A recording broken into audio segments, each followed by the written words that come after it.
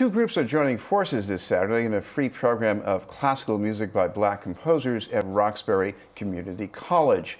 The collaborators are Castle of Our Skins and the Handel and Haydn Society. The music ranges from the early 1900s to the present day, but the overtones run deeper in time and beyond. The concert hall to tell us about the performance are the artistic and executive director of Castle of Our Skins, Ashleigh Gordon, and the soloist in the program's featured work, Reginald Mobley. Thank you both for being with us. Thank you. I want to start with Ash, because there's a title of this program in Latin. It's from the Bible, and we know it in English most often as "I am black but comely." But explain, what is this all about? Sure. I think you probably have a lot that you want to also add to this, but the original Song of Solomon is "I am beautiful but black, nigro sum sed formosa," and that has certainly been reinterpreted in arts and literature for generations. To "I am beautiful and black," getting rid of all of the extras and just saying black is beautiful. And that's a concept that we very much wanted to explore both through music as well as through narration. Reginald, you have a backstory around this work too. This is not from the Bible. This is, I guess, from your own experiences, sometimes as a performer, sometimes being mistaken for a sexton in a church, maybe. A sexton, a janitor, an usher, I mean, pretty much anything. This all came about as kind of an outpouring of anger at something that happened in a concert setting.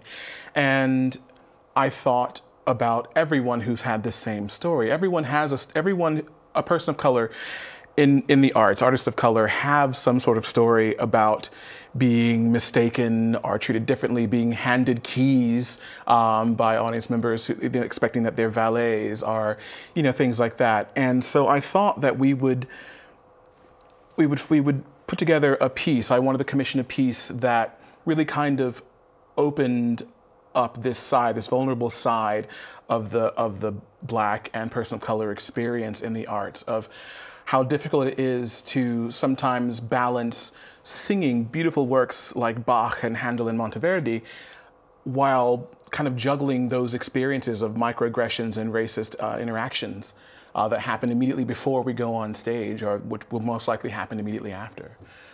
And we're going to bring up an excerpt from one of Reggie's performances in a Bach piece.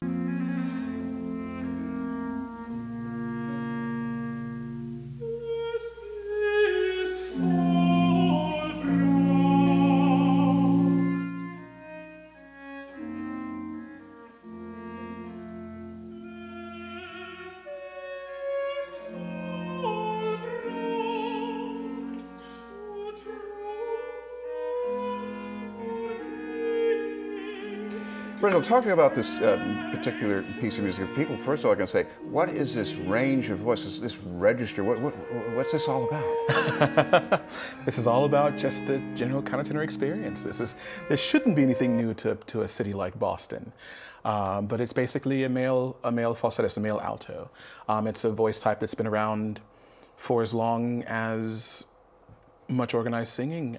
It still goes on in church choirs today in England and in Germany. The Thomaskirche, Bach's church, it's still a boys' choir, boys and men's choir, with boys sopranos and altos and countertenors and then tenors and basses.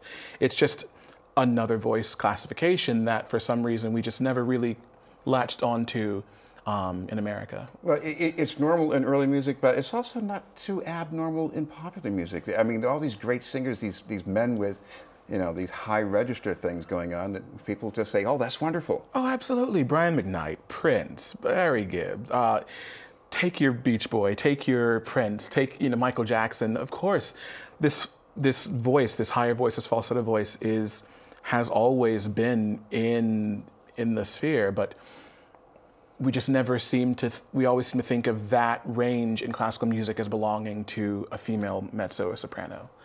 Right. Actually, there's also another work in this program by Daniel Bernard Romain, and this is also a contemporary piece, and I guess this is he's a sort of a musical activist. Tell me about the work you're going to be... Short, and he's a fantastic violinist, improviser, sort of a fusion composer and drawing from a lot of different genres in his music. He has a set of string quartets that are all inspired by different civil rights activists and we will be performing one movement from his Parks String Quartet, inspired by and dedicated to strong women everywhere, inspired by Rosa Parks. And this particular movement is our concert opener. The movement is called I Made Up My Mind Not to Move, which is incredibly fitting for the subject that we want to focus on, this feeling that we are very present, we are here, we're immovable, we have a steadfast determination to be seen and to be acknowledged. And very much from the beginning setting a tone of resiliency and strength from the beginning. And by the way, the word move figures in another piece by him, an opera that's based on an incident in Philadelphia, a lot of police violence in 1985. Can you tell us a little bit about that particular work too, even though it's not on the program? I don't know too much about that work, to be honest, actually. But well, I guess the idea here is that these compositions, they're classical, but at the same time they're very engaged in what's going on in their time. Sure, and I think something that we wanted to explore with this program is that there is definitely music for with overt social activism, and there is also just music for the sake of being just music. So we have some Samuel Coleridge Taylor, who's an Afro-British neo-romantic composer that is just gorgeous. Piece by Florence Price, African-American composer who was the first woman to have her symphonic work performed by a major U.S. orchestra in Chicago. Gorgeous piece of music. Not everything by a certain composer, gender, ethnicity, race needs to be so married to whatever you may think their gender or race has a particular platform of saying. So it's really quite interesting, this program with social activism and also just beauty for the sake of beauty embedded in one program. Reggie, your music history goes back a ways, even before you recognize yourself as a countertenor. Tell us, I mean, how does this all get started? As singing a countertenor?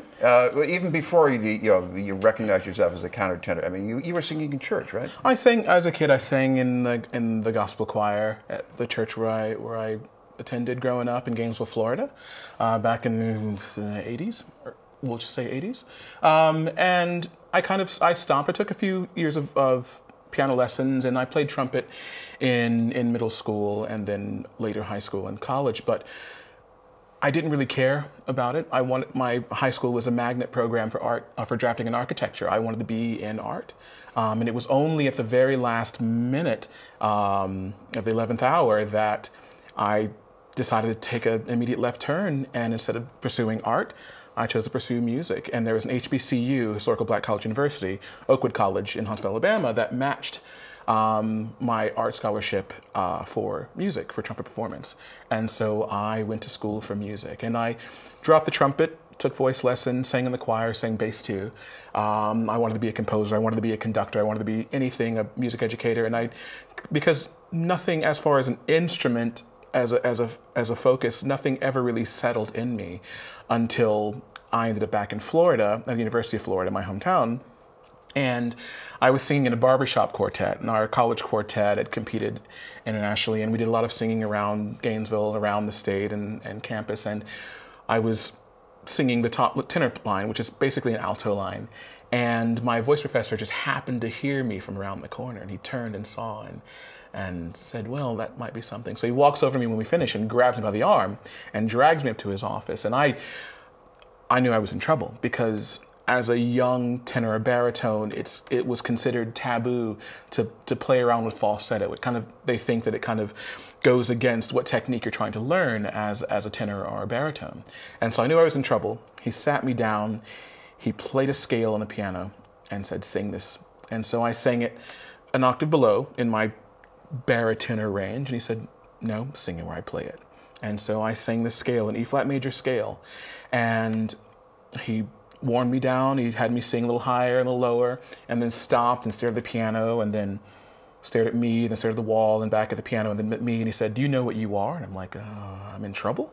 And he said, no, you are a countertenor. You're one of the most naturally gifted countertenors I've ever had a chance to have, and I'm really excited about this. And me, a 22-year-old Southern boy from Gainesville, Florida, asked the most obvious question, well, what's a countertenor?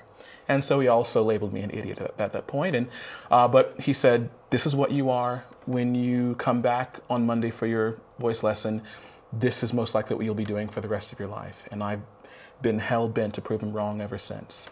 But it's been 20 years, and he's still right. We'll have one more excerpt here of Reggie singing Steal Away.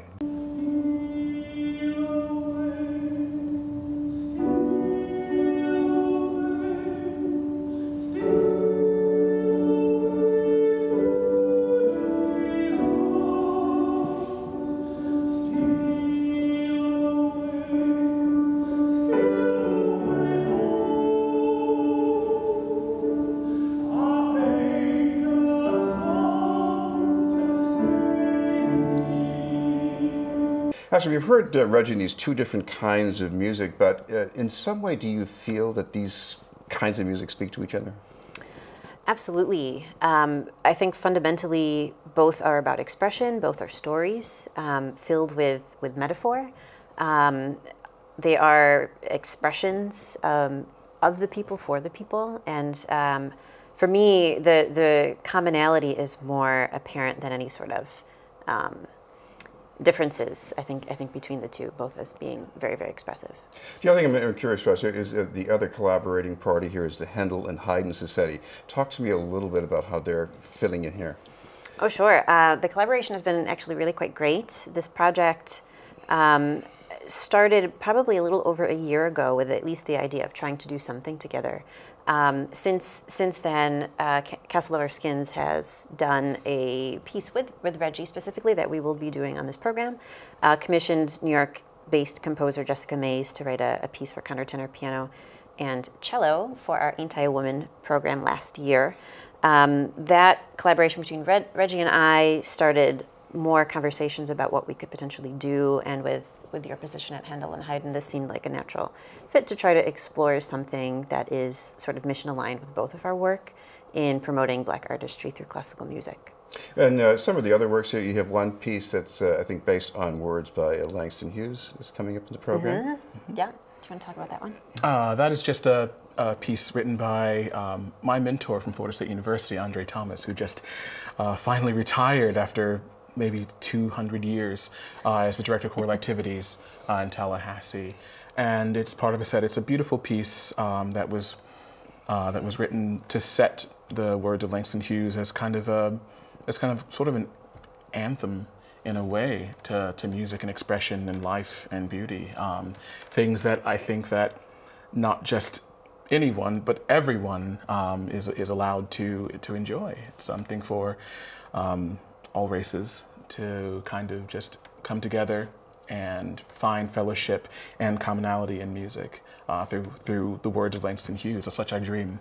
It's a beautiful poem and it's beautiful music, and we've done it before in one of my programs earlier, but I felt that it was important to bring into this program as we celebrate Black composers and artists and showcase just the breadth of expression and beauty and importance that we kind of hold in the musical sphere. Finally, actually, we should remind our viewers one more time exactly when and where this concert is going to be happening. Sure, yes. So the concert will actually be preceded by a pre-concert lecture with Lamerchi Frazier, who's the Director of Education and Interpretation at the Museum of African American History. That will be at 2 p.m. and she will help contextualize the kind of contentious Negro Sum Sed Formosa versus Black and Beautiful, Black is Beautiful, sort of give a historical overview of that evolution. And the actual concert itself is at 3 p.m., should last about an hour, is free, and it is very much appropriate for families.